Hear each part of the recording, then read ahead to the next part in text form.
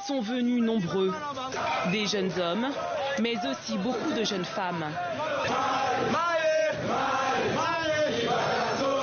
Ce samedi à Goma, ils étaient près de 800 à recevoir une formation accélérée par des militaires.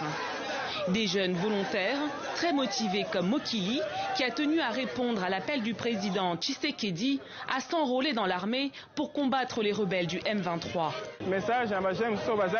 Il faut que tous les jeunes Congolais patriotes viennent pour appuyer les FARDC. C'est un vrai sacrifice. Mais nous ne voulons pas que notre pays tombe. Nous les jeunes, on va se battre.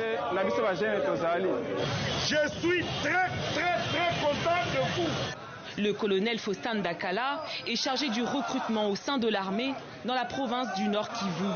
Et il n'en revient pas de l'adhésion massive des Congolais.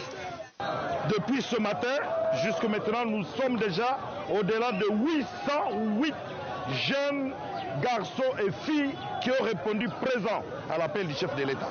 À Beni, c'est-à-dire pour ce qui est du Grand Nord, il y a 2018 jeunes qui viennent d'arriver, de rejoindre Mambango.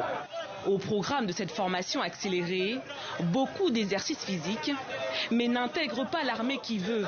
Le recrutement se fait sous certaines conditions.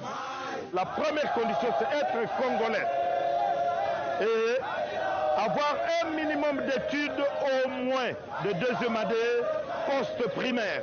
Avoir une bonne moralité, c'est-à-dire être de bonne vie et mœurs.